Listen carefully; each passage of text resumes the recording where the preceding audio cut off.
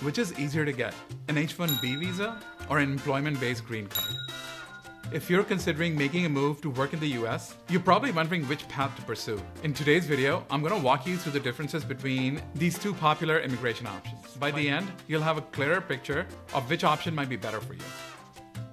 I'm Shariq. I'm licensed to practice law in the US, and I help people worldwide with American immigration law.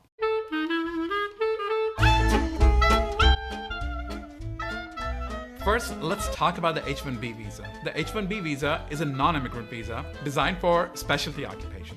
Now, what exactly is a specialty occupation? It's essentially a job that requires a higher level of education or even training, typically at least a bachelor's degree, and this should be in a specific field. Common fields for H-1B include software development, engineering, healthcare, law, and accounting, just to name a few. So say you're a software engineer or a doctor, the H-1B is the visa option that you might be looking for. However, and this is important, not everyone can qualify for an H-1B. Let's say you work in a non-specialized field, like retail, hospitality, or driving a truck. Unfortunately, an H-1B visa is not going to be an option for you. This visa is really designed for positions where advanced skills and education are necessary.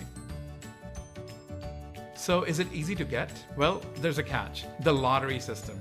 Every year, there's a cap on the number of H-1B visas. What this means is, if there are more applications than visas available, which is almost always the case, the USCIS runs a lottery to decide who gets selected for the H-1B visa. In recent years, there have been significantly more applications than visas, so only a portion of applicants actually get selected for processing. And then there's the cost factor. The employer is responsible for paying all the fees. This can be a barrier to sponsorship. And what's more is that employers also have to prove that they're paying a prevailing wage for your field, which is essentially your average salary. One more thing to keep in mind is that the H-1B is a temporary visa. It's initially granted for 3 years and can be extended for another 3 years. But after that, the clock runs out. Once you've hit the 6-year mark, you would either need to switch to another visa category or leave the US altogether. It's important to note that the H-1B does not automatically put you on the path to a green card. All right, so now let's switch gears and talk about the employment-based green card. Unlike the H-1B, a green card offers permanent residency, meaning once you have it, you can live and work in the US for as long as you want. And after a certain period, you can even apply for citizenship. Sounds great, right? But here's the catch. The process for obtaining an employment-based green card is much longer and much more complicated than the H-1B process. First, there are different categories of employment-based green cards. Most people will fall into categories like the EB-2 or the EB-3. So the type of green card that you can apply for will depend on your qualifications.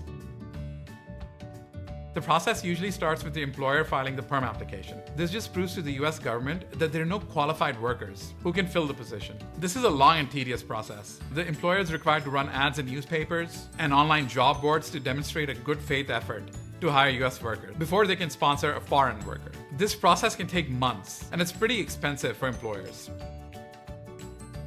All right, so one advantage of employment-based green cards is that they're available for a wider range of jobs, unlike the H-1B, which is limited to specialty occupations only. Also, employment-based green cards can be obtained by workers in a non-specialized field as well. For example, the EB-3 category allows for both skilled and unskilled workers. So if you don't have an advanced degree but have work experience, this might be the route for you. Another advantage of green card is permanence. Once you have it, it's yours.